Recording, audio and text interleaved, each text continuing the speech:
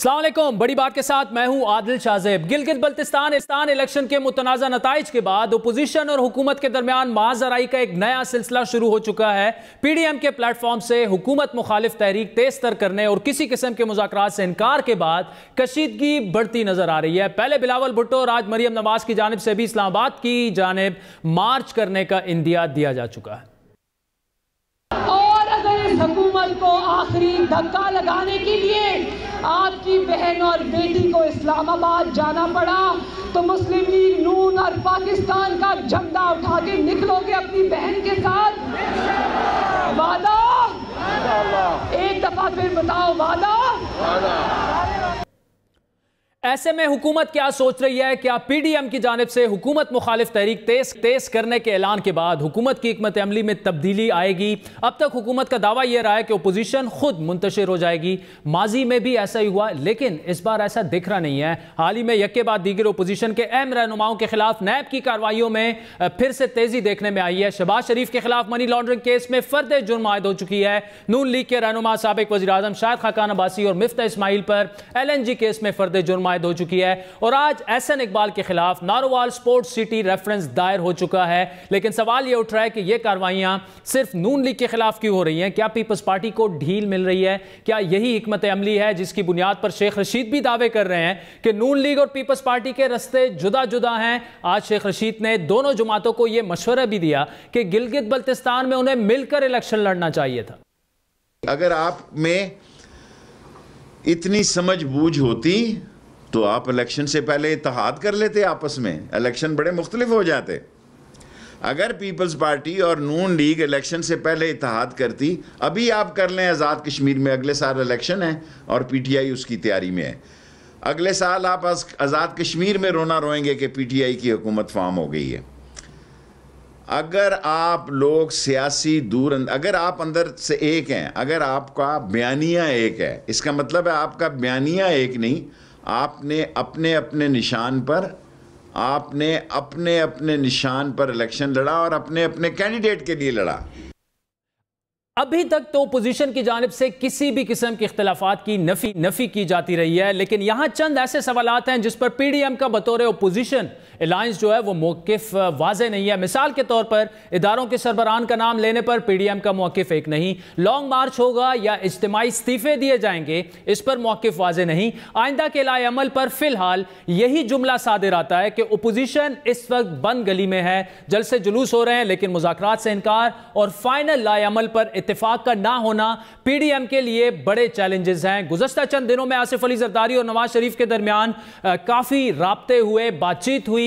کیا ان معاملات پر آگے بڑھنا جو ہے اب پی ڈی ایم کے لیے چند دنوں کی بات ہے؟ ان تمام معاملات پر بات کریں گے نون لیگ کے سربراہ اور پی ڈی ایم کی سٹیئرنگ کمیٹی کے سربراہ احسن اقبال صاحب ہمارے ساتھ موجود ہیں، اور آگے چل کر وفاقی وزیر برائے ایویشن تحریک انصاف کے رہنما غلام سرور خان بھی ہمیں جوائن کریں گے۔ Ahsan sahab, thank you so much for joining us. صاحب میرا خیال ہے سیدھا مانسہرہ سے ہی آ رہے ہیں، بہت بڑا جلسہ وہاں پہ کیا، لیکن سر یہ جو کووڈ کی سچویشن ہے، بڑا اعتراض پی ڈی ایم پر ہو رہا ہے کہ ایک طرف سچویشن جو ہے وہ دوسری لہر اتنی خطرناک ہو چکی ہے، سب کچھ بند ہو رہا ہے اور آپ لوگ جلسے کرنے پر مصر ہیں، تو یہ تو عوام کے ساتھ زیادتی والی بات ہوگی۔ دیکھیے، ہم نے جو احتیاطی تدابیر ہیں ان کے لیے بھی لوگوں کو ایجوکیٹ کیا، لیکن آپ یہ دیکھیے نا، حکومت کے اس موقف میں تضاد ہے۔ حکومت کل تک تو اپنے جلسے کر رہی تھی، وزیر اعظم صاحب اپنے عوامی اجتماعات کر رہے ہیں، گلگت بلتستان میں الیکشن بھی ہوا ہے، غلط کر رہے تھے، تو لہٰذا اس میں یہ جو پولیٹیکل ایکٹیویٹی ہے یہ اوپن سپیسز کے اندر ہے۔ ہم لوگوں کو ایجوکیٹ بھی کر رہے ہیں کہ وہ SOPs کو فالو کریں، ماسک پہنیں، لیکن ساتھ کے ساتھ یہ دیکھیے کہ یہ ایک ڈائلما ہے کہ ایک طرف کووڈ-19 ہے، دوسری طرف کووڈ-18 ہے جو قوم کے اندر جعلی الیکشن کے ذریعے انجیکٹ کیا گیا۔ اب وہ پوری جو نیشن کی باڈی ہے اس کو وہ کھا رہا ہے اور ہمیں مفلوج کر رہا ہے، ہماری معیشت تباہ ہو چکی ہے، ہماری سیاست منتشر ہو رہی ہے۔ جو وہ کر رہے تھے بالکل غلط کر رہے تھے، یہ فیصلہ وزیر اعظم اگر کرتے تو چاہیے تھا، اگر انہیں عوام کا خیال ہوتا ہے یہ پہلے اناؤنس کر دیتے جی بی انتخابات سے پہلے، لیکن اب اس کو بنیاد بنا کر اپوزیشن جو کر رہی ہے تو وہ بھی غلط۔ عوام نے کہا جلسوں میں، لاکھوں کے جلسوں میں SOPs فالو کرنا ہے، تو نقصان تو عوام کا ہی نہیں۔ دیکھیے نا، اس میں آپ کے لیے ایک چوائس ہے، ایک ڈائلما ہے کہ ایک حکومت ایسی ہے کہ اگر اس کے خلاف احتجاجی تحریک چھوڑ دی جائے اور اس کو مزید وقت دیا جائے تو یہ پاکستان کو خدا نہ خواستہ کووڈ-18 کے ذریعے مار دے گی، ہم نے اس سے بھی نجات حاصل کرنی ہے، ملک کو بچانا ہے۔ اس وقت معیشت تباہ ہو چکی ہے، ملک کے اندر پولرائزیشن انتہا پہ جا رہی ہے، پاکستان کشمیر کھو چکا ہے۔ کیا حکومت کو اس بات کا احساس ہے کہ آج پاکستان اسٹریٹجیکلی کہاں کھڑا ہے 2018 کے مقابلے میں؟ آج کوئی ہمارا دوست نہیں بچا، ہمارے جتنے روایتی دوست تھے وہ ہم سے فاصلے پہ کھڑے ہیں۔ ہم کشمیر کے اوپر 1.5 سال سے خاموش تماشائی بنے ہوئے ہیں۔ عادل، یقین کریں جب مجھے خیال آتا ہے رات کو میں سو نہیں سکتا کہ اس نوجوان کو ہم کیا پیغام دیں گے جو پاکستان کا پرچم باندھ کے سینے سے سری نگر میں بھارت کی سیکیورٹی فورسز کی گولیاں اپنی چھاتی پہ کھاتا تھا۔ ہم نے کس آرام سے بھارت کو یہ موقع دیا کہ وہ کشمیر کو ہڑپ کر لے؟ اور 1.5 سال سے ہم کیا کر رہے ہیں؟ سرینا ہوٹل کے باہر ایک کلاک لگا دی ہے کہ کتنے گھنٹے، لیکن کتنے سر دن، کتنے گورنمنٹ مہینے اس ہو پر گئے ہیں کیا، بھارت کو یہ احسن صاحب اگر آپ کی گورنمنٹ ہوتی تو کیا کرتے؟ آپ انڈیا پر حملہ کر دیتے؟ اگر ہم ہوتے کبھی بھارت یہ جرت نہ کرتا، بھارت کو پتہ ہے ہمارا نہیں، لیکن انہوں نے خان صاحب سے پوچھ کے تو نہیں کیا ہوگا نا، انہوں نے خود ون سائیڈڈ کیا۔ یہ ہوتی ہے تھریٹ پرسیپشن کی گیم کہ آپ کا دشمن آپ کے بارے میں کیا تھریٹ پرسیپشن رکھتا ہے۔ اگر وہ سمجھتا ہے کہ آپ انڈیسائسو ہیں، اگر وہ سمجھتا ہے آپ کمزور ہو گئے ہیں، اگر وہ سمجھتا ہے کہ آپ کے ساتھ دنیا میں کوئی کھڑا نہیں ہوگا اس وقت، تو وہ اپنا وار کر جائے گا۔ لیکن اگر اسے یہ پتا ہو کہ آپ کے ساتھ دنیا کھڑی ہوگی، اسے یہ پتا ہو کہ آپ کے اندر ریزالو اور ول ہے ٹو گو اینی ایکسٹینڈ، تو وہ کبھی ایسا ایڈونچر نہیں کرتا۔ میں آپ کو مثال دیتا ہوں، جب 98 میں بھارت نے 5 دھماکے کیے تو بھارت کے وزیر دفاع اور ان کی حکومت نے بیانات دیے کہ اب ہم کشمیر طاقت سے حاصل کریں گے، اور جب پاکستان نے 6 دھماکے کر کے جواب دیے تو وہی بھارت کی قیادت بس کے اوپر بیٹھ کے پاکستان آئی اور امن کی بات کی اور لاہور ڈیکلیریشن ہوا۔ آپ کے اندر ریزالو ہونی چاہیے۔ اب اگر وزیر اعظم قومی اسمبلی میں کھڑا ہو کر یہ کہے کہ بھارت کشمیر لے گیا، مجھے بتائیں میں کیا کروں؟ تو اس سے زیادہ دشمن کو نوالے تر اور کیا چاہیے ہوگا؟ یہی ہم کہتے ہیں کہ ایک اناڑی کو مسلط کر کے پاکستان کی بربادی کی گئی ہے۔ اچھا، یہ آپ کی جو چارج شیٹ ہے، آج پرائم منسٹر صاحب نے جو خطاب کیا اس میں آپ کے خلاف چارج شیٹ ہے کہ آپ بیڑا غرق کر گئے تھے معیشت کا، ڈی ٹریک کر کے، انہیں تو تباہ حال ملک ملا۔ تو یہ سب کچھ آپ اتنے ریکارڈ قرضے جو تھے پاکستان پہ چڑھا کے، اور جو اس میں سے آپ نے اپنی کمیشنز بنائیں، آپ پہ بھی ویسے ایک دوسرا ریفرنس بھی جو ہے وہ فرد جرم بھی اس کی فائل ہو گئی ہے، وہ آپ نے سوئٹزرلینڈ اور لندن جا کے جائیدادیں خریدیں، تو یہ سب کچھ تو آپ ملک کے ساتھ کر گئے تھے پرائم منسٹر صاحب۔ وہ ایک سائیکالوجی میں کہتے ہیں سیلف فلفلنگ پروفیسی، کہ آپ جو چیزوں کا گمان کرتے ہیں نا وہ ہو جاتی ہیں۔ پاکستان 2013 میں 3% کے اوپر جامد معیشت تھی، ہم نے اس کو ہر سال آگے بڑھایا اور 5.8% پہ چھوڑا۔ پاکستان میں 18 گھنٹے لوڈ شیڈنگ ہوتی تھی، جب ہم نے ملک چھوڑا تو 0 لوڈ شیڈنگ تھی۔ پاکستان ہر روز خودکش بمبار پھٹتے تھے، جب ہم نے چھوڑا تو ملک میں امن کر کے چھوڑا۔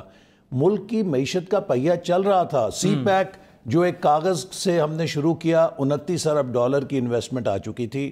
امریکہ، Europe, Central Asia, Middle East, East Asia, سب امبیسڈر مجھے آ کے کہتے تھے ایکسیلنسی بتائیے ویئر کین وی انویسٹ۔ تو سر اگر ایسا ہے تو پھر وہ کیوں کہہ رہے ہیں کہ میں جب آیا پی ایم ہاؤس میں مجھے پتا چلا کہ انہوں نے تو اندر سے خزانہ لوٹ کے ملک کو کھوکھلا کر دیا ہے؟ آپ دیکھیے یہ میں کہتا ہوں نا، اناڑی آدمی کا یہی نقصان ہوتا ہے۔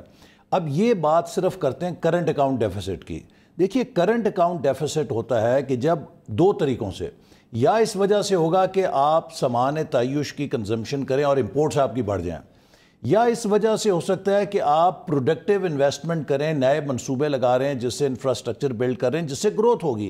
ہم نے جب 11,000 میگا واٹ بجلی کے منصوبے لگائے، ہم نے 2,000 کلومیٹر موٹر ویز بنائیں، تو اس کے لیے پلانٹ اینڈ مشینری کی امپورٹ ہوئی، اور اس میں کوئی شبہ نہیں کہ کرنٹ اکاؤنٹ ڈیفیسٹ وائڈ ہوا اس لیے کہ یہ پلانٹ مشینری امپورٹ ہو رہا تھا۔ لیکن یہ ون ٹائم امپورٹ تھی، جب ان منصوبوں نے مکمل ہونا تھا تو اس ہول نے شرنک ہونا تھا، اور اسی لیے مجھے یاد نہیں موڈیز تھی یا اسٹینڈرڈ اینڈ پور تھی، اس نے 2017 میں کہا کہ Pakistan has to cross a 2 to 3 year hump of current account deficit, but اس کے بعد چونکہ this is all productive investment, جو گروتھ ہوگی اس سے یہ اس کی لائبلٹی پوری کر لیں گے.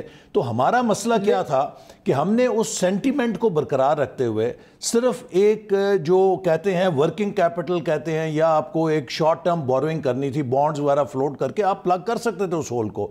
لیکن جب یہ پروجیکٹس ختم ہونے تھے خود بخود کرنٹ اکاؤنٹ ڈیفیسٹ کانٹریکٹ کر جانا تھا. انہوں نے سمجھا کہ یہ مستقل ہے اور اس سے گھبرا کے 40% ڈیویلیویشن اور پالیسی ریٹ لے گئے 13.25% پہ. ایک طرف بدترین انفلیشن اور دوسری طرف ہائی کاسٹ آف فائنینسنگ سے آپ کا بزنس ٹھپ ہو گیا.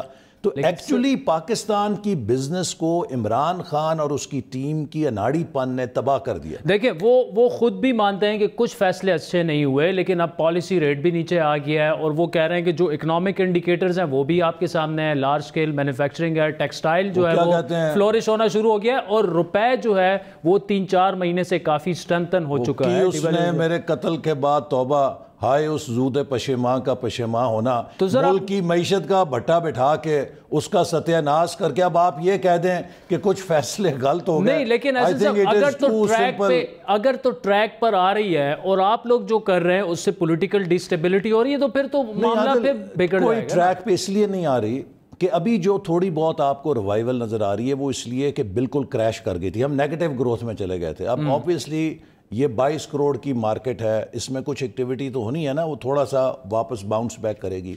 سوال یہ ہے کہ کیا آپ 5-6% پہ آ گئے ہیں، کیا آپ 4% پہ بھی آ سکتے ہیں نیئر فیوچر؟ ابھی نہیں. کیوں؟ مشکل ہے. اس حکومت نے سینٹیمنٹ کل کر دیا ہے. دیکھیے 2 سطح پہ آپ کو معیشت چلانے کے لیے سینٹیمنٹ چاہیے.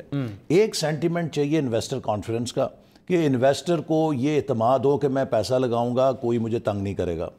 دوسرا آپ کو کانفیڈنس چاہیے ڈیسیجن میکنگ کا، کہ جو آپ کی بیوروکریسی ہے، جو آپ کا پبلک سیکٹر ہے، جو آپ کے پالیسی میکرز ہیں، ان کو یہ اعتماد ہو کہ یہ منصوبے ہیں، یہ پروجیکٹس ہیں، ان چیزوں کی ہم اپروول دے رہے ہیں، ہمیں کوئی ہاؤنڈ نہیں کرے گا.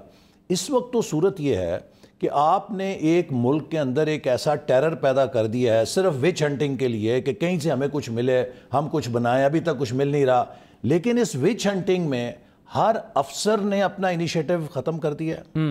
ہر فیصلہ کرنے والے نے، جی بالکل، اس نے کہا ہے کہ میری بلا سے کوئی کام نہیں ہوتا، نہ ہو، میں نے اپنے اوپر کوئی انکوائری نہیں لینی ہے. تو لہٰذا پورا سسٹم آپ کا جیم ہوا ہے. اب اس بحران سے جو فیصلوں کا، ڈیسیجن میکنگ کا انتظامی بحران ہے، آپ کیسے معیشت چلا سکتے ہیں؟ اچھا احسن صاحب، یہ سارے سوالات ہم رکھیں گے. حکومتی وفاقی وزیر بھی ہمارے ساتھ موجود ہوں گے، ان کے سامنے یہ جو چلیں آپ نے جو ایک کیس بنا دیا، اس کو اگر لے کے آگے چلیں تو اس کا وے آؤٹ کیا ہے؟ پی ڈی ایم بھی ابھی آپ کے 2-3 جلسے اور رہتے ہیں، لائے عمل آپ کے پاس بھی نہیں ہے. بند گلی میں پی ڈی ایم بھی کھڑی ہے اس وقت، کس طرف جائیں گے؟ دیکھیے پی ڈی ایم بند گلی میں نہیں کھڑی. پاکستان اس حکومت کی وجہ سے جو ایک پولرائزنگ حکومت ہے، جو نفرت اور انتقام کے علاوہ کوئی اور ایجنڈا نہیں رکھتی، پاکستان بند گلی میں آ گیا ہے. اور دیکھیے یہ ہو نہیں سکتا اس وقت جو ملک کے مسائل ہیں، ہم یہ کہیں کوئی ایک فرد، کوئی نارسسٹ لیڈر کہے کہ جی میں اکیلا پہلوان ہوں، میں اکیلا کنگ کانگ ہوں، میں ٹھیک کر دوں گا. نہیں کر سکتا. کوئی لیڈر، کوئی ایک پارٹی اور کوئی ایک ادارہ تنہا ملک کو اس گرداب سے نہیں نکال سکتا. اچھا اب سوال یہ کہ اگر ہمیں یکجہتی چاہیے، پازیٹیو سینرجی چاہیے، کیا اس حکومت میں وہ صلاحیت ہے؟ نہیں ہے. اچھا لہٰذا اس لیے ہم سمجھتے ہیں کہ یہ حکومت is now part of the problem. ان کو نکالنا ضروری ہے. اور پھر ہم یہ کہہ چکے ہیں کہ اس کو نکالنے کے بعد ایک گرینڈ نیشنل ڈائیلاگ کیا جائے. اچھا سر، گرینڈ نیشنل ڈائیلاگ تو ہے، لیکن اگر اس طرف بات نہیں جاتی اور اسی طرح ادارے بھی سپورٹ کرتے رہے عمران خان صاحب کو، آپ کے پاس آپشنز کیا ہیں؟ لاہور جلسے کے بعد کیا کریں گے؟ کیا دیکھیے میں سمجھتا ہوں کہ ادارے بھی ضرور یہ سوچنے پہ مجبور ہوں گے کہ ایک ایسی حکومت کے جو ڈوبتی ہوئی ہے، جو بڑھتی ہوئی غیر مقبولیت بھی اس کی ہے، جس سے معاملات نہیں چل رہے، تو اس کے ساتھ وہ خود کو کتنی دیر نتھی ہوتا دیکھیں گے. آپ کے خیال میں یہ سوچ ہے وہاں پہ؟ آئے گی، قدرتی آئے گی. دیکھیے یہ ادارے مستقل ادارے ہیں اور یہ قومی ادارے ہیں، اور یہ ہم نے ماضی میں دیکھا جب 2007 میں ان اداروں کا تشخص کاف لیگ کے ساتھ جڑ گیا تو اس کے کیا نتائج نکلے کہ شہروں کے اندر ہدایت دینی پڑی کہ کوئی وردی پہن کے نہ جائے. اور پھر جنرل اشفاق کیانی نے آ کے ایک ریورس لیا، ایک یو ٹرن لیا اور کہا کہ بالکل یہ کوئی قومی اداروں کا فرد سول پولیٹیکل لیڈروں سے نہیں ملے گا اور ہم بالکل سیاست سے وڈرا کریں گے، اور پھر آہستہ آہستہ یہ تشخص دوبارہ بحال ہوا۔ تو میں سمجھتا ہوں کہ یہ حکومت بھی جس طریقے سے پلے کرتی ہے کہ ہم ایک پیج پر ہیں، فوج ہمارے ساتھ ہے، ہم یوں کر رہے ہیں، ہم وہ کر رہے ہیں، یہ ایک بڑی خطرناک کھیل ہے، یہ قومی اداروں کے تشخص کو بھی متنازع بنا رہے ہیں۔ احسن صاحب، آخری سوال آپ سے، 13 دسمبر کو بڑا ایک کروشل کی اور فائنل جلسہ ہونا ہے لاہور میں، اور اس کے بعد خبریں یہ ہیں کہ اسلام آباد کی طرف مارچ کا اعلان بھی کیا جائے گا اور وہ مڈ جنوری میں ہو سکتا ہے۔ جی بالکل، 13 دسمبر کو جو ہمارا جلسہ ہے وہ بہت بڑا ہوگا، اور اس موقع پہ اس بات کا بھی امکان ہے کہ پی ڈی ایم کی ساری قیادت میثاق پاکستان پہ سائن کرے گی اور عہد کرے گی۔ یہ ایک بہت بڑا تاریخی مرحلہ ہوگا، یہ وہی جگہ ہے جہاں پاکستان کا خواب دیکھا گیا تھا۔ پاکستان کی ساری لیڈرشپ عہد کرے گی کہ اس ملک کو گڈ گورننس پہ لانے کے لیے، اس ملک کو آئین کی حکمرانی پہ لانے کے لیے، اس ملک میں عوام کے بنیادی انسانی معاشی حقوق کے تحفظ کے لیے اور جو ان کی مسائل ہیں ان سے نجات کے لیے ہم سب لیڈرشپ ایک چارٹر پہ ایگری کریں گے، اور وہ ایک پلیج ود دا نیشن ہوگا۔ اور یہ ایک بہت بڑی بات ہے کہ ایک کائنڈ آف نیا سوشل کانٹریکٹ بننے جا رہا ہے آئین کے حدود کے اندر، اور اس کے بعد لانگ مارچ، اور اس کے بعد پھر لانگ مارچ ہوگا، اور لانگ مارچ اس وقت تک ختم نہیں ہوگا جب تک یہ جعلی، نقلی، ناکام، نااہل، نا تجربہ کار حکمران گھر نہیں چلے جاتے۔ آپ بیٹھے رہیں گے اسلام آباد؟ جی بالکل بیٹھیں گے، اور ہم خاص طور پہ استعفے کب دیں گے؟ ہم خاص طور پہ اس بات کو پیش نظر رکھ رہے ہیں کہ جو موسم ہے اور جو دوسرے لاجسٹیکل مسائل ہیں ان سب کا ایسا حل لے کر آئیں کہ جتنا بھی طویل بیٹھنا پڑے، لیکن اس حکومت کے گھر جانے تک ہم انشاءاللہ پھر بیٹھیں گے۔ گھر نہیں جائیں گے آپ، اور آخر میں استعفے دینا پڑے تو دے دیں؟ جی، وہ ہر چیز کے لیے وہ الٹیمیٹ ویپن ہے ہمارا، وہ ایٹمی ہتھیار ہے۔ ٹھیک، Ahsan Iqbal sahab, thank you so much for joining us. سازین، آپ نے سنا لانگ مارچ کا، احسن اقبال صاحب نے آج خبر دے دی ہے کہ لانگ مارچ بالکل 13 تاریخ کو اس کا اعلان ہو سکتا ہے، اور اپوزیشن جماعتیں، ان کے کارکنان تب تک اسلام آباد میں بیٹھیں گے جب تک یہ حکومت جائے گی نہیں۔ یہی سارے سوالات ہم وفاقی وزیر غلام سرور خان ہمیں بریک کے بعد جوائن کریں گے، ان کے سامنے رکھیں گے، ہمارے ساتھ رہیے۔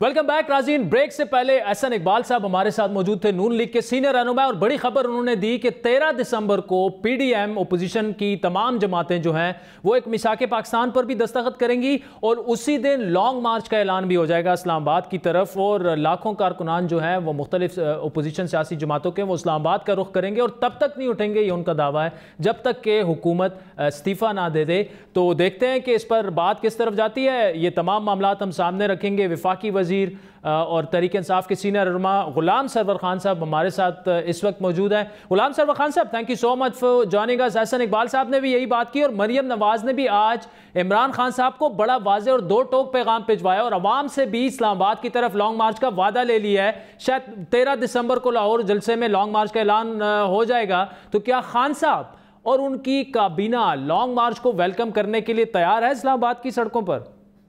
یقیناً جی، آنے والوں کو تو ضرور ویلکم کریں گے، لیکن ان کے ساتھ آئے گا کوئی نہیں۔ ان کے بیانیے سے، جو کہ اینٹی پاکستان بیانیہ ہیں، محب وطن پاکستانی اس سے اتفاق نہیں کریں گے اور ان کی اس آفر کو ٹھکرا دیں گے۔ تو اس لیے ہمیں کوئی ایسی فکر کی بات نہیں ہے کہ ان کے کہنے سے ہم فکر مند ہونا شروع کر دیں۔ تو ٹھیک ہے، ان کا پلان ہے تو ہم ویلکم کہتے ہیں۔ دیکھ خان صاحب، آپ تو ویلکم کریں گے، لیکن اور آپ کہہ رہے ہیں کہ کوئی نہیں آئے گا، لیکن اگر ان کے ساتھ لوگ نکل آئے اور تعداد لاکھوں میں ہو تو پھر حکومت کا کیا پلان ہوگا؟ آپ کو فکر مند ہونا چاہیے، کیونکہ اسلام آباد میں تو 10-15 ہزار لوگ بھی کافی ہوتے ہیں چیزیں ڈیریل کرنے کے لیے۔ پہلی بات تو یہ ہے جی کہ لاکھوں میں نہیں ہوں گے، چند مفاد پرست ہزاروں میں ہو سکتے ہیں، برات یافتہ لوگ جنہوں نے اس دور میں انہوں نے مال کھایا، انہوں نے ہڈیاں جنہوں نے چوسی، وہ ان کے ساتھ ہوں گے۔ تو کوئی فکر کی بات نہیں ہے۔ مولانا بھی پچھلے سال اکتوبر میں آئے تھے، چند ہزار لوگوں کے ساتھ آئے تھے، چند دن تشریف فرما رہے، اور باعزت طریقے سے واپسی کا سفر بھی انہوں نے سدھار لیا۔ تو یہ آئیں گے بھی، ہم انہیں روکیں گے نہیں، یہ بیٹھیں گے، ہم انہیں فیسیلیٹیٹ کریں گے، اور یہ باعزت طریقے سے اٹھ کے چلے بھی جائیں گے۔ خان صاحب، یہ تو پھر آپ نے بڑی بات کر دی ہے، فیسیلیٹیٹ کریں گے، انہیں آنے کی اجازت بھی ہوگی۔ اچھا، بار بار پی ڈی ایم خصوصاً مریم نواز جو ہیں وہ عمران خان کو کٹ پتلی قرار دے رہے ہیں کہ ان کی ڈوریں کہیں اور سے ہل رہی ہیں, ان کو لایا کوئی اور تھا, حکومت بھی کوئی اور چلا رہا ہے, مذاکرات کا بھی کوئی فی الحال رستہ نہیں دکھ رہا ہے, امکانات نہیں دکھ رہے. یہ معاملہ کس طرف جائے گا؟ بس جی یہ ایک سوچ ہے ان کی. کھٹ پتلی تو وہ ہیں, اور افسوس اس بات کا ہے کہ کھٹ پتلی کن کے ہیں؟ جو اینٹی پاکستان ہیں. ایجنڈے کن کے پہ یہ کام کر رہے ہیں؟ جنہوں نے اسکرپٹ اینٹی پاکستان لکھا ہے اور انہیں ایک رول دیا ہے. تو یہ تو کسی کے دیے ہوئے رول پہ یہ سٹیٹمنٹس دیتے ہیں, کسی کے دیے ہوئے رول پہ یہ انسرٹنٹی کریٹ کرتے ہیں, کسی کے دیے ہوئے رول پہ یہ اداروں کے مابین ایک ٹینشن کی فضا پیدا کرنے کی کوشش کرتے ہیں. تو یہ رول اینٹی پاکستان ایلیمنٹس نے دیا ہے, اور یہ کہنے میں مجھے تو ذرہ بر بھی ہچکچاہٹ نہیں محسوس ہوتی کہ یہ اس وقت وہ فورسز جو پاکستان کو ڈیسٹیبلائز کرنا چاہتی ہیں, اینٹی پاکستان فورسز, یہ ان کے کھٹ پتلی ہیں, اور ان کے کہنے پہ اس قسم کی سٹیٹمنٹس اور یہ اس طرح کی چیزیں کر رہے ہیں. خان صاحب دیکھیں, جس سے آپ ملک دشمنی اور اینٹی پاکستان سرگرمیاں کہہ رہے ہیں کہ وہ پاکستان کے دشمنوں کے کہنے پر بیانات دے رہے ہیں, ملک کو ڈیسٹیبلائز کر رہے ہیں, کیا ان سنگین الزامات کے کوئی ثبوت ہیں آپ کے پاس؟ ہماری کافی انٹیلیجنس ایجنسیاں ہیں, ان کے پاس سامنے لے کے آ جائیں ثبوت. دیکھیں جی, ایک تو انٹیلیجنس ایجنسیاں اور فورن آفس نے مل کے ISPR اور فورن منسٹر نے مل کے ایک پریس کانفرنس بھی کی کہ ہندوستان کس طرح پاکستان کو ڈیسٹیبلائز کرنا چاہتا ہے, کس طرح فنڈنگ فراہم کر رہا ہے, اسلحہ فراہم کر رہا ہے, مختلف ان کی ٹریننگز کر رہا ہے, بلوچستان میں سیپریٹ تنظیموں کو کس طرح سپورٹ کر رہا ہے, فاٹا میں جو انریسٹ تھی اس سے کس طریقے سے. تو اس میں تو کوئی شک نہیں, وہ دونوں محاذوں پہ راہ ڈیفرنٹ اینگل سے کام کر رہی ہے.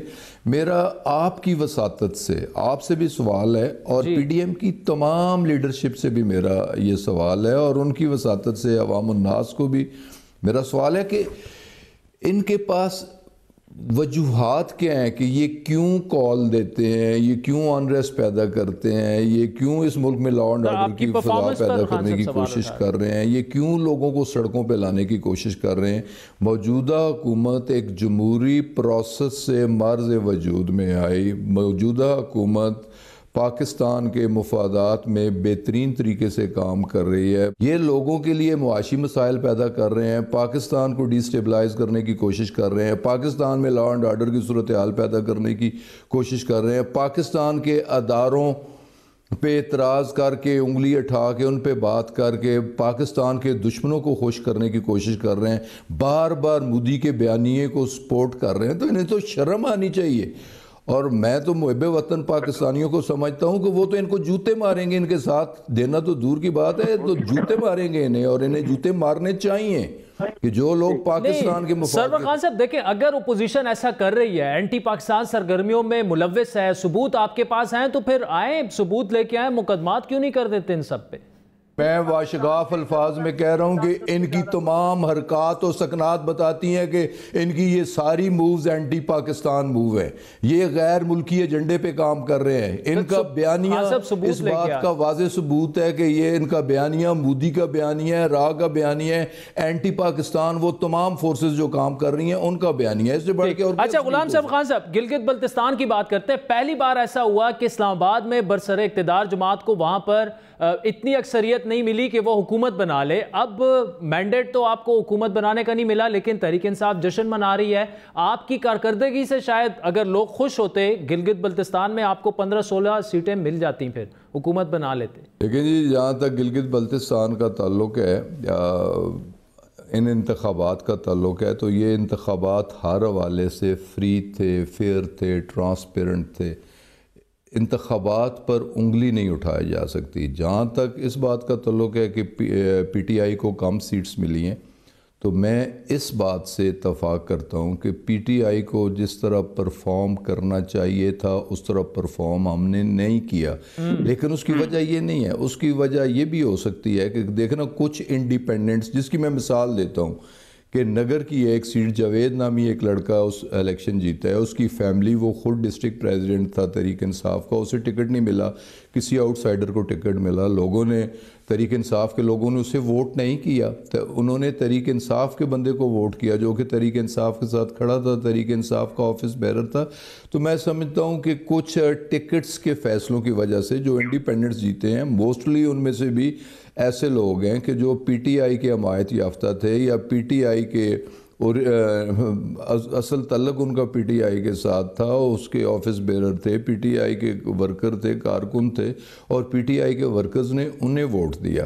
تو انڈیپینڈنٹس کو ملا کے اگر دیکھیں تو یقیناً ایک واضح اکثریت پی ٹی آئی کی بنتی ہے، اور وہ در حقیقت وہ لوگ اچھا خان صاحب، اس میں اگر جی بی میں تحریک انصاف کو اسٹیبلش کرنے کی بات کی جائے تو اس میں بڑا کردار آپ نے ادا کیا۔ اب آپ جیسے تجربہ کار لوگوں کی موجودگی میں ٹکٹ کی غلط تقسیم، تو سوالیہ نشان پھر اٹھے گا کہ پی ٹی آئی کے نظریاتی لوگوں کو ٹکٹ تک نہیں ملتے، تو اگر ٹکٹوں کا یہ حال ہے تو گلگت بلتستان میں حکومت کیسے چلائیں گے پھر؟ لیکن جی میرے پاس تو وقت نہیں تھا، میں اپنی کانسٹیچوئنسی کو بھی مجھے دیکھنا ہوتا ہے اور منسٹری کے افیئرز کو بھی دیکھنا ہوتا ہے، اور اس میں پارٹی کے جو ذمہ دار لوگ تھے، بورڈ تھا، آفس بیرر تھے، یہ ان کا فیصلہ تھا۔ یقیناً انہوں نے چھان بین کے بعد اپنی طرف سے صحیح فیصلے کیے ہوں گے، لیکن انسان ہے، غلطی بھی ہو سکتی ہے، کوئی مجبوری بھی ہو سکتی ہے، کوتاہی بھی ہو سکتی ہے۔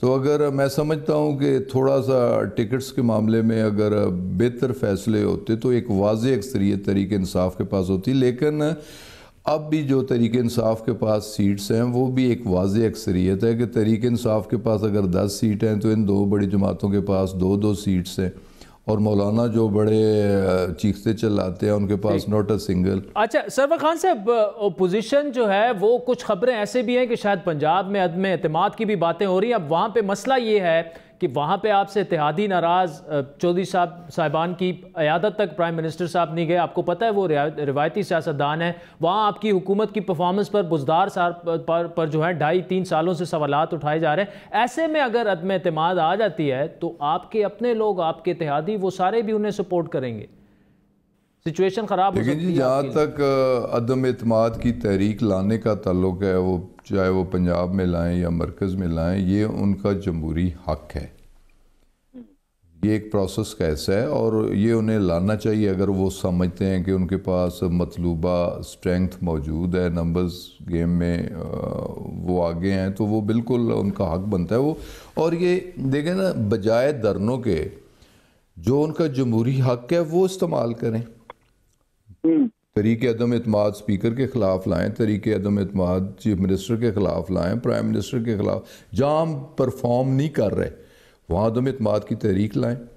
یہ پہلے بھی انہوں نے کہا تھا، پہلے بھی انہوں نے دیکھا نا، چیئرمین سینٹ کے خلاف لائے، انہیں ناکامی کا سامنا کرنا پڑا، انہوں نے کہا ہم بجٹ پاس نہیں ہونے دیں گے، ہم نے بجٹ پاس واضح اکثریت سے کر لیا۔ تو یہ ان کا جمہوری حق ہے، انہیں استعمال کرنا چاہیے۔ تو باقی جہاں تک الائز کا تعلق ہے، سارے الائز ہمارے ساتھ کھڑے ہیں۔ چودھری صاحب کی اگر کوئی ریزرویشن ہو سکتی ہیں، میں سمجھتا ہوں کہ ہے، لیکن وہ ساتھ گورنمنٹ کا نہیں چھوڑیں گے، ووٹ وہ تحریک انصاف کو کریں گے، پرائم منسٹر اور چیف منسٹر کو کریں گے۔ تو یہ عدم اعتماد کی تحریک بھی اسی طریقے سے فیل ہوگی جس طرح چیئرمین سینٹ کے خلاف عدم اعتماد کی تحریک آئی تھی اور برے طریقے سے انہیں ناکامی کا سامنا کرنا۔ اچھا سرور خان صاحب، نوکریاں آپ لوگ پی آئی اے میں ختم کر رہے ہیں اور تانے آپ کو یہ مل رہے ہیں کہ آپ نے تو 1 کروڑ نئی نوکریاں پاکستانیوں کو دینی تھی، یہ تو نوکریاں چھینی جا رہی ہیں، یہ کیا فیصلہ کیا ہوا، کیا وجہ ہے اس کی پی آئی اے سے ہزاروں لوگوں کو نکالنے کا؟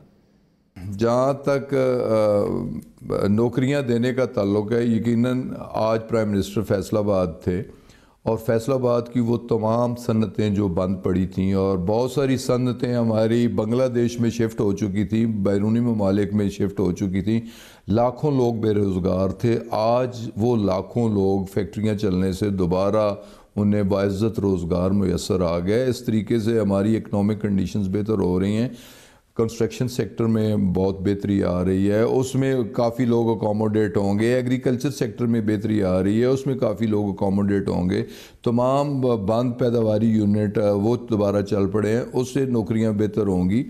تو پی آئی اے کا جہاں تک تعلق ہے تو دیکھیں ایک چیز میں آپ کے سامنے رکھنا چاہتا ہوں کہ جو ریشو ہے امپلائی ایئر کرافٹ ریشو، اب قطر کے پاس 240 ایئر کرافٹ ہیں، 32,000 امپلائی ہیں، 133 پر ایئر کرافٹ بنتا ہے۔ ایمریٹس کے پاس 269 ایئر کرافٹ ہیں، 62,356 امپلائیز ہیں، 231 کی ریشو بنتی ہے۔ ٹرکش ایئر لائن کے پاس 329 ایئر کرافٹ ہیں، 31,000 امپلائی ہیں، 94 فی ایئر کرافٹ اس کی ریشو بنتی ہے۔ اتحاد کے پاس 102 جہاز ہیں، 21,530 امپلائی اس کی ریشو بنتی ہے 211۔ تو پی آئی اے کے پاس صرف 30 جہاز ہیں اور 14,500 لوگ ہیں، 483 ریشو بنتی ہے۔ یہ وہ لوگ ہیں جنہیں سفارشی بنیادوں پہ پیسے لے کے انکمپیٹنٹ لوگوں کو بھرتی کیا گیا، جیلی ڈگری والوں کو بھرتی کیا گیا۔ دیکھیں نا، ہم نے سپریم کورٹ کے حکم پہ چھانٹ بین کروائی تو 762 ایسے لوگ جس میں انجینئرز بھی تھے، ٹیکنیشین بھی تھے، کیبن کرو بھی تھا، جن کی ڈگریاں غلط ثابت ہوئیں، انہیں نوکریوں سے نکالا۔ تو ان میں سے یہ اوور سٹافنگ کی وجہ سے پی آئی اے کو سالانہ 4.2 بلین روپے کا نقصان ہو رہا تھا۔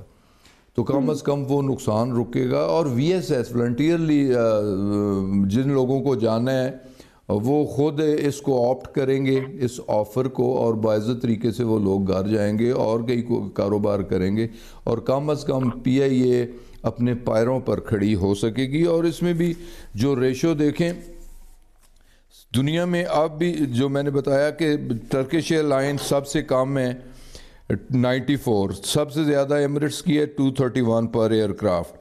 تو اس وقت پاکستان میں پی آئی اے کی ہے 483 پر ایئر کرافٹ، تو اسے ہم کم کر کے 250 کرنا چاہ رہے ہیں۔ اچھا، 30 ایئر کرافٹس کے لیے 7,500 امپلائیز ہوں گے، جبکہ ہمارے پاس ریگولر 11,356 امپلائیز ہیں، 3,000 کچھ سو کے لگ بھگ کانٹریکٹ پہ امپلائیز ہیں، اور ٹوٹل 14,576 امپلائیز ہیں۔ تو یہ گریجولی 50% رہ جائیں گے۔ اگر پی آئی اے کو ہم نے اٹھانا ہے تو پھر اس قسم کی سکیم متعارف کر کے جو اوور سٹافنگ ہے اسے ختم چلیں خان صاحب، ہم دعا گو ہیں کہ پی آئی اے کو اٹھا لیا جائے، لیکن جو بحران ایک آیا، جو سٹیٹمنٹ جس طرح سے گئی، آپ نے جو کہا تھا مشتبہ جو ڈگریاں تھیں، اس کے بعد سے یورپی یونین نے جو پابندی لگائی تھی کافی نقصان اس کا ہو چکا ہے، اور نومبر کے آخر میں وہ پابندی اب ختم ہونے جا رہی ہے۔ تو کیا اس پر اپڈیٹ کیا ہے؟ کیا 1 دسمبر سے فلائٹ روٹس اب ہمیں اجازت مل جائے گی یورپ فلائی کرنے کی؟ دیکھیں جی، اس پہ کاؤ کی آڈٹ ٹیم آئی ہے اور انہوں نے آڈٹ کی ہے سیفٹی کے حوالے سے، اور ان کی رپورٹ جو ہے وہ سیٹسفیکٹری ہے، اور انہوں نے 96% کمپلائنس کا لکھا ہے۔ تو ہمیں امید ہے کہ اب جب بھی اس کے لیے ایک فکس شیڈول ہوتا ہے، تو by the and of November اگر نہ ہوا تو دسمبر میں ہوگا، تو یقیناً اس رپورٹ کو مد نظر رکھتے ہوئے فیوریبل رپورٹ ہے، 97 کچھ % اس میں اچیومنٹ ہے، تو یقیناً آپریشنز کی ریزمپشن ہو جائے گی، ہمیں پختہ یقین ہے انشاءاللہ تعالی۔ اور اس کے لیے سفارتی سطح پہ بھی کوششیں ہم نے شروع کر رکھی ہیں۔ ہمارے امبیسڈر جو جرمنی میں ہیں، انہوں نے کاؤ کے ہیڈ آفس میں ان کے ساتھ بھی رابطہ کیا ہے، تو امید تو ہے کہ انشاءاللہ تعالی۔ لیکن اگر خان صاحب اگر پھر بھی ایسا نہ ہوا تو کیا لائے عمل ہوگا؟ پابندیاں مزید بڑھیں گی، پی آئی اے کو مزید نقصان برداشت کرنا پڑے گا؟ دیکھیں جی، فی الحال میں حتمی طور پہ تو کچھ نہیں کہہ سکتا، لیکن ہماری کوشش بھی پوری ہے اور ہمیں امید بھی پوری ہے کہ انشاءاللہ تعالی دسمبر میں آپریشنز ہمارے بحال ہو چلے Ghulam Sarwar Khan sahab, thank you so much for joining us. ناظرین، وقت ہو جاتا ہے ایک بریک کا، جس کے بعد سابق جو معاون خصوصی برائے صحت ہیں ڈاکٹر ظفر مرزا صاحب، وہ کافی کنسرنڈ ہیں جو حکومت نے اب تک اقدامات کیے ہیں کورونا کی دوسری لہر کو کنٹین کرنے کے لیے۔ کیوں کنسرن ہے وہ، کیا ان کو تحفظات ہیں؟ کورونا وائرس جو ہے بڑی تیزی سے پاکستان میں دوسری لہر جو ہے وہ پھیل رہی ہے، اس پر تفصیلی بات کریں گے۔ ظفر مرزا صاحب ہمیں جوائن کریں گے ایک بریک کے بعد، ہمارے ساتھ رہیں۔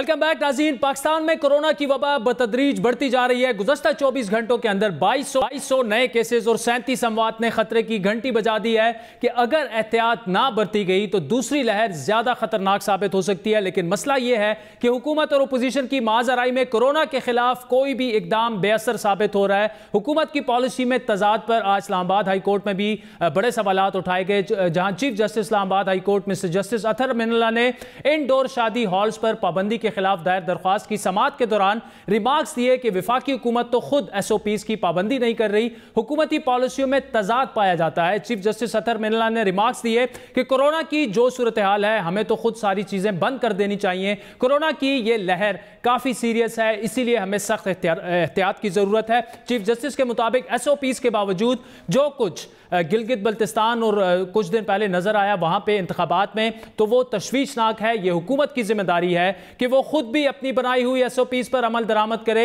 हमें पार्लियामेंट से बहुत तवक्कुआत हैं, लेकिन पार्लियामेंट अपना किरदार अदा नहीं कर रही। कोई नहीं सोच रहा कि अगला निशाना वो खुद भी बन सकते हैं। मेरे ख्याल में ये मौका है, सारी सियासी जमातों को यकजहती का मुजाहरा करना चाहिए। गैर मामूली हालात में लीडरशिप की गैर मामूली फैसले होने जो है वो जरूरी है। इंतहाई अहम रिमार्क्स हैं चीफ जस्टिस के, जिसके बाद तहरीरी फैसले में अदालत ने NCOC के फैसलों पर अमल दरामद पर हर शहरी को जो है वो तलकीन की है कि उस पर अमल दरामद करे। लेकिन क्या सियासी जमातें एक बड़े बहरान से निमटने के लिए कुछ वक्त के लिए अपने इख्तिलाफात एक जानिब रख सकते हैं? हुकूमत की जानिब से एहतियात के ऐलानात तो हो रहे हैं, लेकिन क्या सिर्फ ऐलानात ही काफ़ी हैं? मैं ये ज़रूर कह दूं कि अभी एक सेकंड वेव आ रहा है, हम देख रहे हैं कि केसेस फिर से बढ़ रहे हैं, और इसलिए आज हमने ये बाहर छोटी फंक्शन की और 300 लोगों से ज़्यादा फंक्शन नहीं है। और मैं जिन्होंने नहीं मास्क पहने हुए, मैं सबको कहूँगा कि प्लीज़ ये मास्क पहने, क्योंकि ये अल्लाह ने एक दफ़ा हमें बचा लिया है। एहतियात करके हम कोई चांस ना लें कि हमारी अगर ये खुदा न खास्ता तेज़ी से अगर ये फैल गई और हमारे हॉस्पिटल्स पे प्रेशर पड़ गया तो हमें प्रॉब्लम्स आएंगे फिर इकॉनमी के ऊपर और फिर गुर्बत के ऊपर।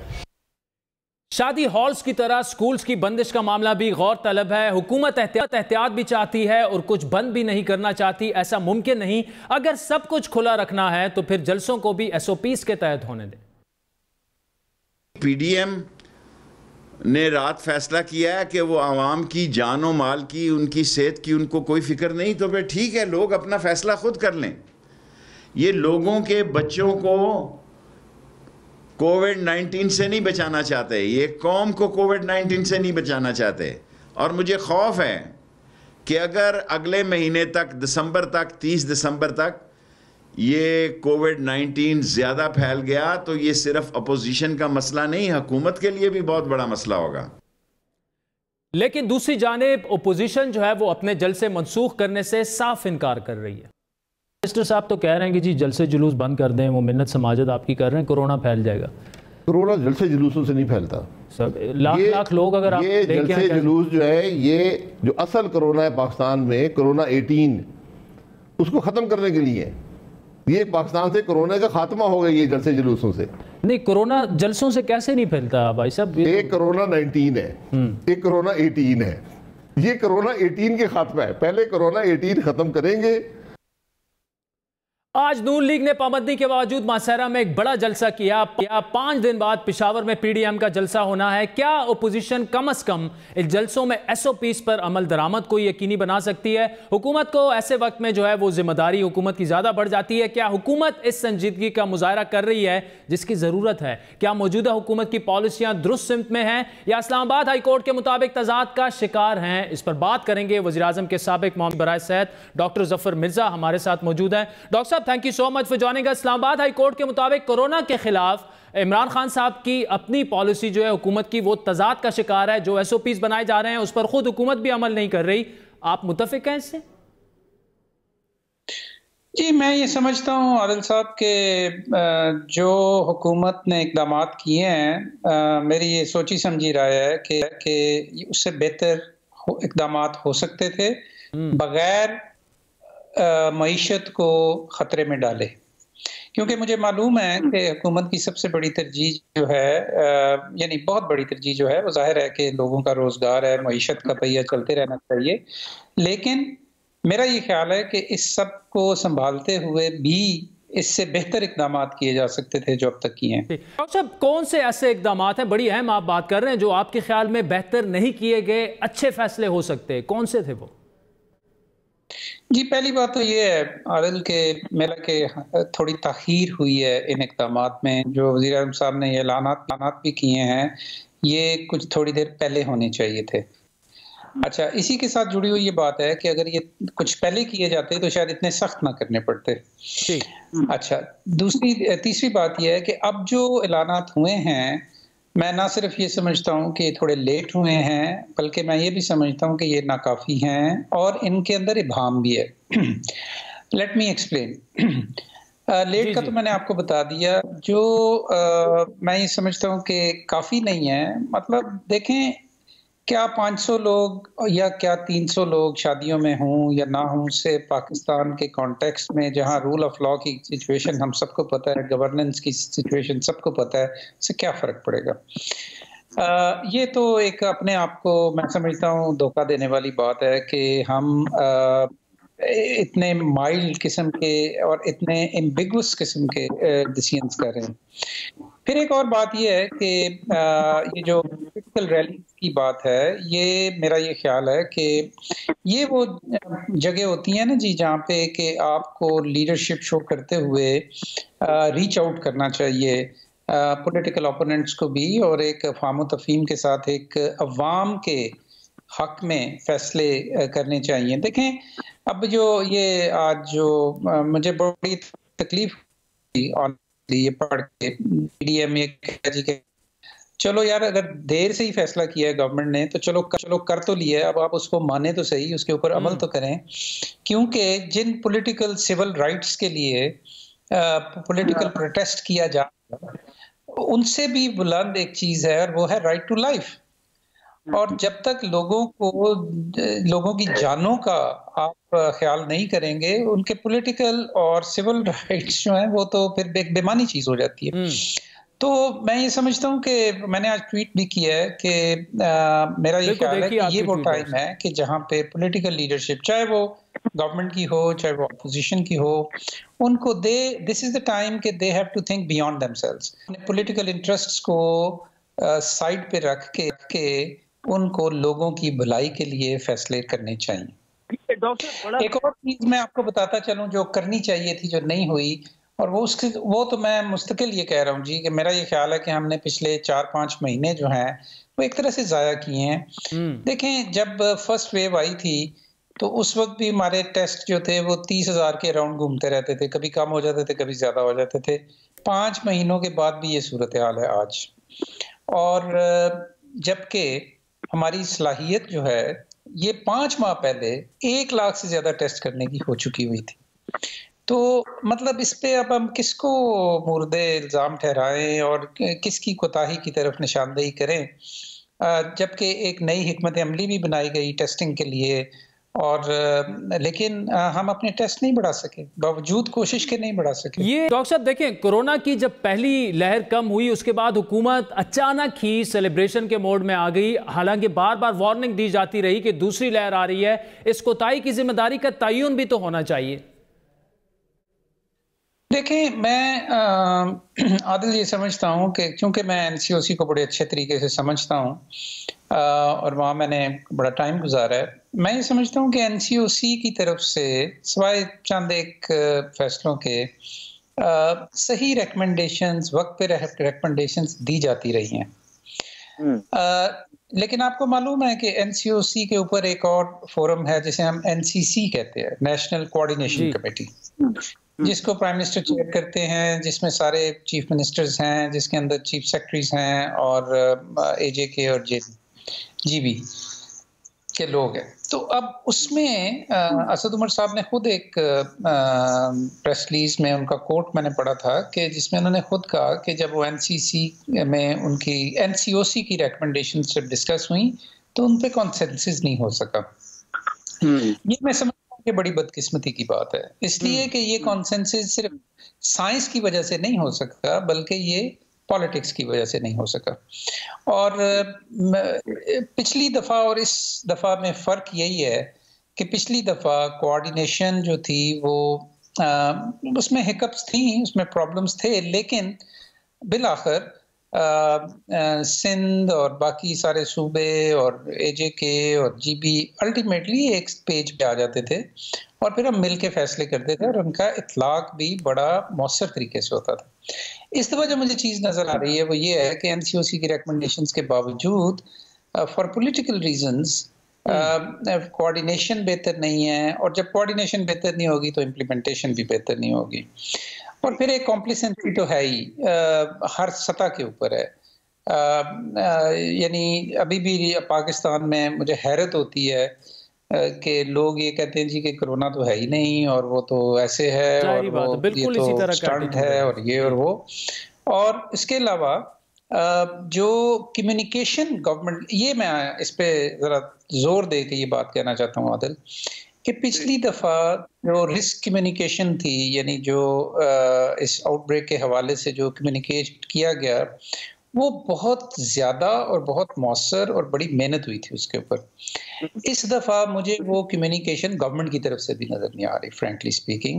اب یہ جا کے کچھ شروع ہوا ہے، اور اس میں صرف گورنمنٹ کو نہیں، اس میں پرائیویٹ چینلز کو بھی کہوں گا کہ جس طریقے سے پرائیویٹ چینلز نے پچھلی دفعہ ٹیلی ویژن چینلز نے جس طرح اپنا پبلک سروس کے بیونڈ، ڈاکٹر صاحب یہاں پہ بالکل متفق ہوں آپ سے۔ میڈیا کو بھی جو کردار ادا کرنا چاہیے تھا وہ کچھ سیاسی افراتفری ایسی ہو گئی کہ اس طرف زیادہ فوکس ہو گیا۔ یہ بتائیے گا کہ جو فگر حکومت کی طرف سے اب آج کل سامنے آ رہے ہیں کورونا وائرس کے کیسز کے، اصل میں کیسز اس سے کافی زیادہ ہیں، یہ ہمیں بتایا جاتا ہے۔ آپ نے اس سے پہلے کافی ہینڈل کیا بڑا کلوزلی، کیا آپ سمجھتے ہیں کہ ایسا ہی ہے، کیسز کی تعداد جو ہے وہ کئی گنا زیادہ ہے؟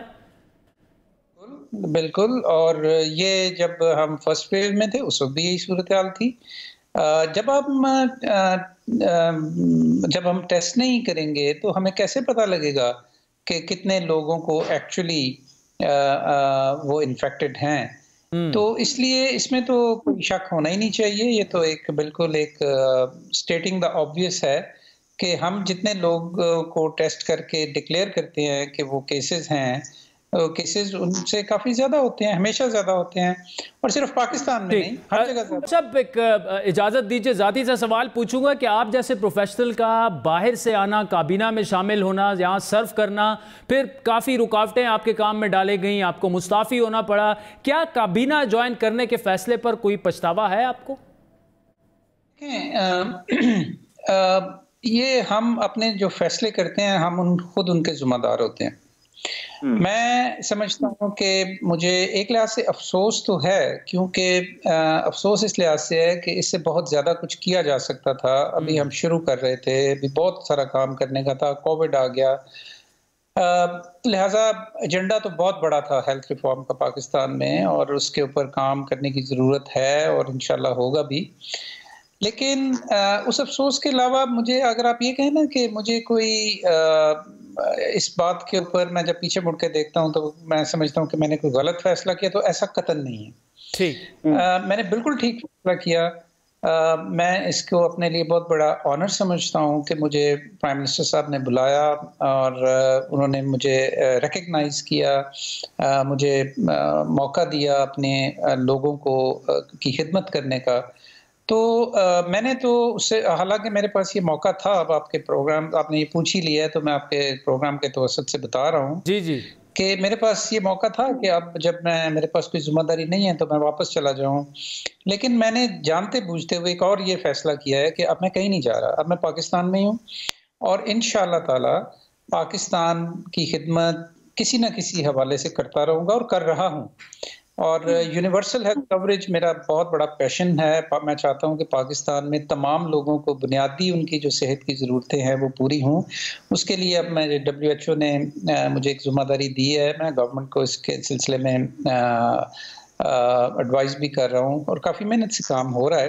لہٰذا مجھے کوئی ریگریٹ نہیں ہے اس لحاظ سے کہ میں نے کوئی غلط فیصلہ کر لی۔ چلیں، doctor Zafar Mirza sahab, thank you so much for joining us. سازی بڑی اعلام گفتگو ڈاکٹر ظفر مرزا صاحب ابھی چند ماہ پہلے ہی جو مشیر صحت تھے، معاون خصوصی برائے صحت تھے وزیر اعظم کے، اس اپنے عہدے سے مستعفی ہوئے، لیکن وہ بڑے سوالات اٹھا گئے ہیں کہ حکومت نے جس طرح سے دوسری لہر کو ہینڈل کیا، اور وہ یہاں تک کہہ گئے کہ 4-5 5 مہینے گورنمنٹ نے بالکل ضائع کیے.